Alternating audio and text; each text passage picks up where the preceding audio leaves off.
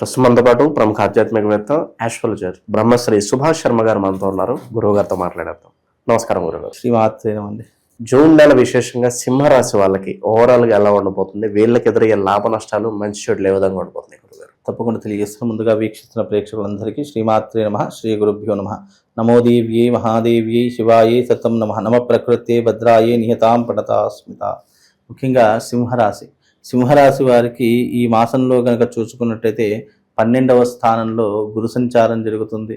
అలాగే ముఖ్యంగా 8వ ఇంట శని ప్రభావం అనేటటువంటిది వీళ్ళకి నడుస్తూ ఉంది. 12వ స్థానం గురు సంచారం వ్యయస్థానంగా పరిగణించబడింది. కాబట్టి సింహరాశి వారికి ఈ మాసంలో ఖర్చులు అధికంగా అవుతూ ఉంటాయి.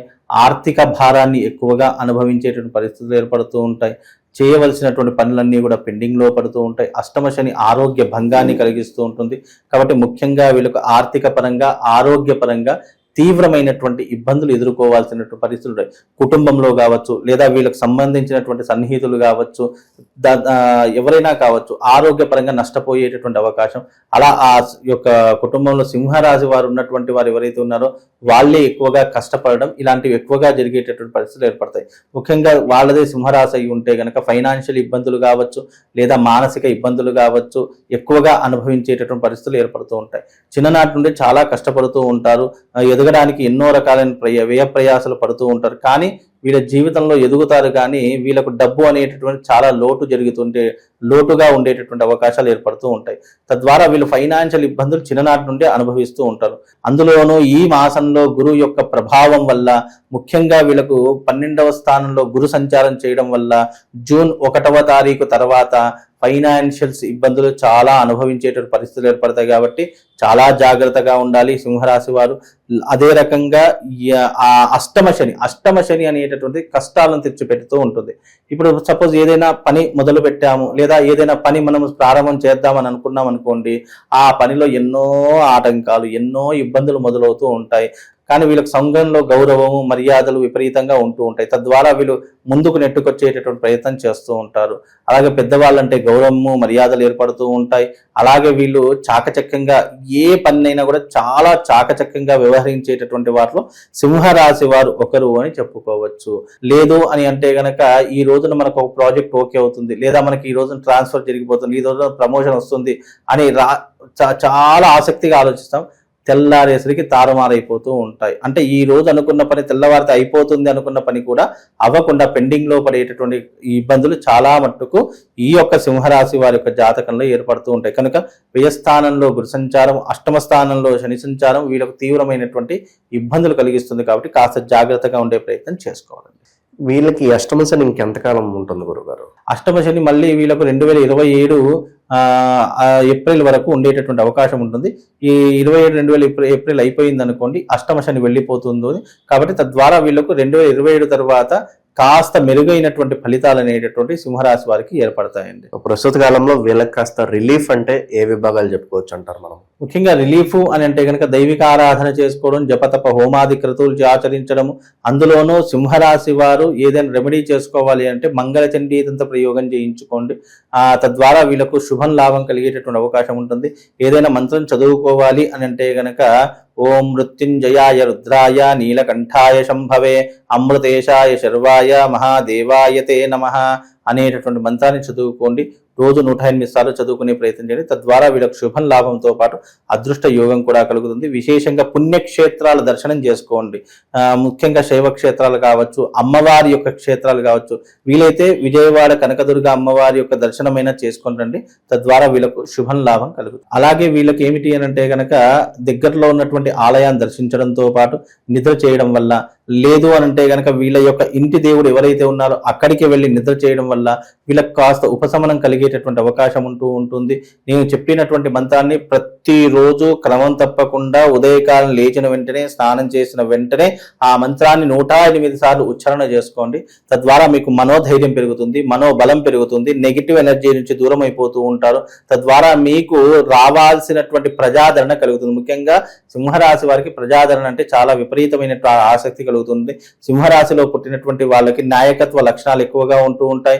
అలాగే ఎవరినైనా కూడా కంట్రోల్ చేసేటటువంటి పవర్స్ ఎక్కువగా ఉంటూ ఉంటాయి. కాబట్టి తద్వారా ఈ యొక్క పరిస్థితిని పెంచుకోవడానికి ఈ యొక్క మంత్రాన్ని కానీ లేదా నేను చెప్పిన పుణ్యక్షేత్రాలను దర్శించుకోవడం వల్ల శుభం లాభం కలుగుతుంది. గురుగారు, జూన్ నెల ప్రత్యేకంగా విద్యార్థులకి అంటే స్కూల్స్ కావచ్చు, కాలేజెస్ కావచ్చు, మళ్ళీ ఓపెన్ అవుతూ ఉంటాయి, అడ్మిషన్స్ సీజన్ అని చెప్పుకోవచ్చు మనకి. అవునండి. మరి సంవత్సరం అంతా విద్యార్థులకు అద్భుతంగా కలిసి రావాలంటే స్టూడెంట్స్ కోసం ప్రత్యేకంగా ఒక మంచి రెమెడీ ఏమన్నా తెలియజేయండి.